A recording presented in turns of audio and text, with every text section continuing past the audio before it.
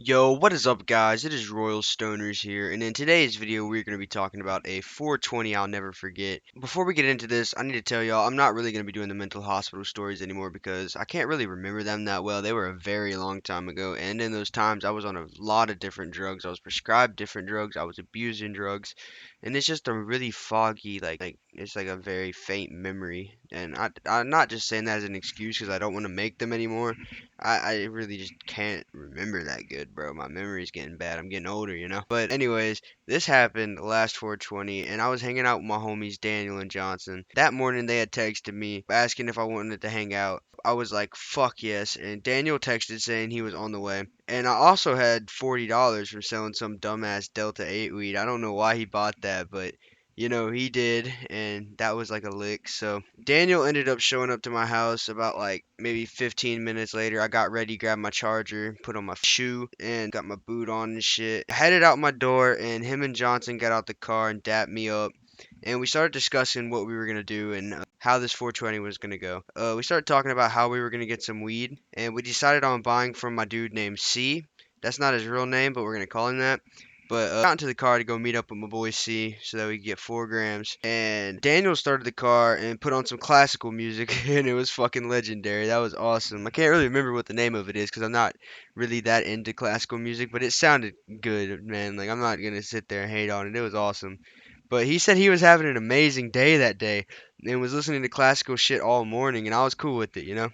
Johnson looked back at me and told me that this was Daniel's first 420, and I was like, "What?" Like his first 420 where he like smoked weed and got high with his friends and shit. And I was like, "Bro, we are getting you fucking blasted, Daniel." And I remember him looking back and saying, "I'm not gonna complain." And I was like, "Bet, bro, this is gonna be the best 420 you've ever had." And we started driving, and we were about like 5 minutes away from C's place. And me and Johnson were smoking cigarettes, just listening to the music and shit. And we ended up rolling up to the place to go where we were gonna meet him at. And it was a fucking playground. I shit you not.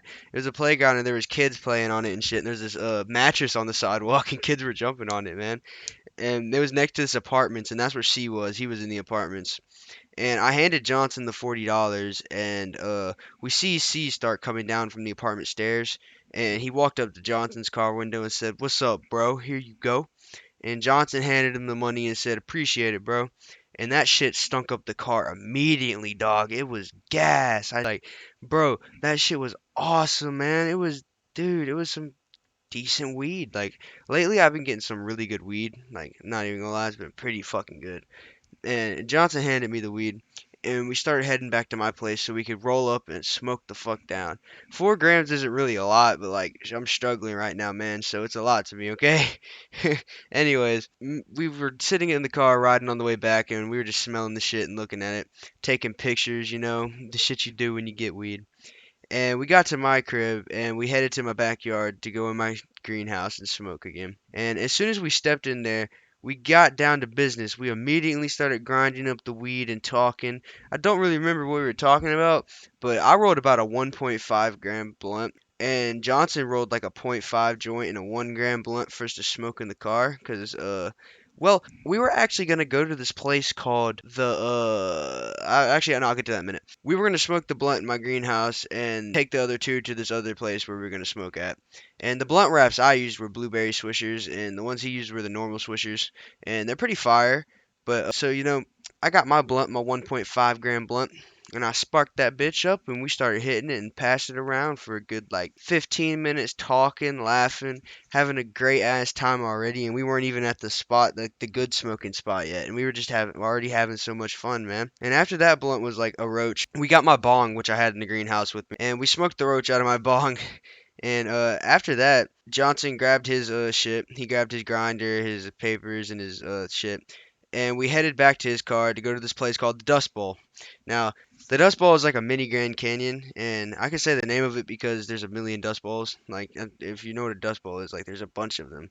But it was about a 25-minute drive from my house, and it was a pretty dope spot. It literally looked like a mini Grand Canyon. But on the way there, we sparked up that joint and smoked while we were riding to a place to go smoke, man. Like, we were smoking on the way to go smoke. It was really fun. We were listening to Lil Wayne at this point, and then we were vibing. And when we got to the Dust Bowl, we got out and headed up to this spot that's on top of the Grand Canyon type mountain thing. And it's about like 30, 40 feet in the air. It's pretty high. But we were going to get to the top and smoke up there.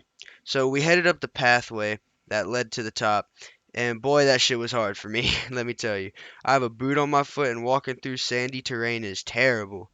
But we eventually got there, and there was this mini shack when we sat our shit down in it. And we saw some empty beer bottles, and we had to do what we had to do. We chucked them bitches off the mountain for no reason but to be dumb.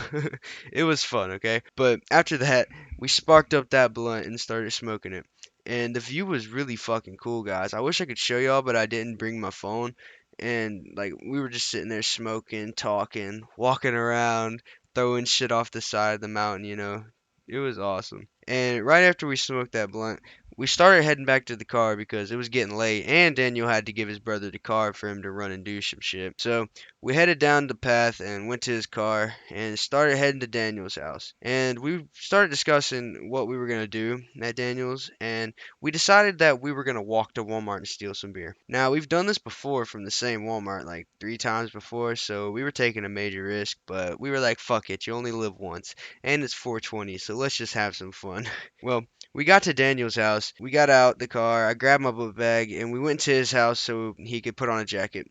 And me and Johnson were chilling in Daniel's living room talking about what kind of beer we wanted to steal. And me and Johnson were set on Four Locos. We were like, yes, we are going to get some Four Locos because these are going to get us really fucked up. I realized that I couldn't really put them in my pants because Four Locos are pretty big. And Johnson was like, well, why don't you just bring your bag and we put all of them in it? And I was like, dude, that's a great idea. And as soon as we got done talking about that, Daniel walked into the room with his jacket and face mask and said, come on, boys, let's go. And me and Johnson told him about our idea, and Daniel said he wanted a Four Loco as well. So, like, we were like, okay, you can get one too, dude. Because Daniel really loves his Four Locos, man. He loves them bitches. He says he's not an alcoholic, but I swear to God, that man's a damn alcoholic. We walked out of his house and started heading to Walmart. And we were walking through his neighborhood, and I told Daniel and Johnson, that they were gonna have to grab their own drinks and meet me on an aisle because I can't just grab 5 drinks, man, and put them in my bag. And they said that was fine, but I had to grab my own as well. And I was like, okay. So we got to his part of the neighborhood where we had to go through the woods because we passed through the woods to get to Walmart. If you didn't, you'd be walking on the highway, and that's fucking retarded. We we walked into the path, and Daniel pulled out his phone and used the flashlight so we could actually see, because we didn't want to be tripping over fucking tree stumps and falling in water like dumbasses. We walked through the path and got to this like fucking big grass area, like wet grass, and it was like medium-sized grass, and it was like touching my ankles, but it wasn't too bad. And we had to walk on the side of the road at this point until we got to this bridge, and we had to pass across the road as soon as we got to the like end of the bridge, which is dangerous, but who cares? It was fun, man. Alcohol is alcohol. Wait, that makes no sense. Anyways, I remember Daniel Johnson said, "Okay, we can pass now." And Johnson got hit by an 18-wheeler. I'm just playing, but I followed behind them and we made it across safely. And now all we had to do was walk like 50 feet and we were at the Walmart parking lot. And we were walking up onto the Walmart parking lot. We started talking over our plan again.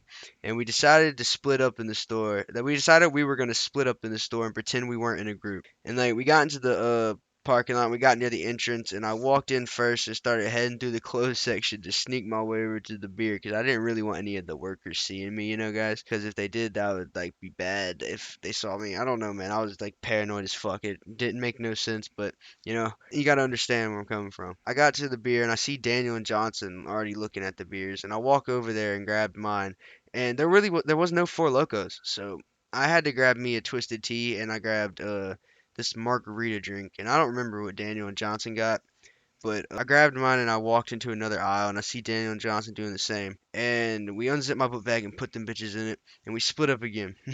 I end up like meeting up behind Daniel, and we don't say anything. He just walks out the entrance, and I walk behind him. We did it. We pulled it off. We did it pretty fucking good. And we met in the parking lot, and we started talking about like how we just did that. And we walked out of the Walmart parking lot and went to the same path we took to get there. And it was about like 10:20 at that time, and my grandma was on the way to get me because I couldn't stay the night that night. I stayed the night before, and she was like, "Fuck no, you Royal Stoners, you're not staying again." So I had to chug both of my drinks before she got there. which I did with no hesitation. And when she got there, I got in the car, and the first thing she said was, "Have you been drinking?" And that's the end of this story, guys. I hope you did enjoy. If you did, smash that like button, maybe consider subscribing. I'll see y'all in the next one. Peace.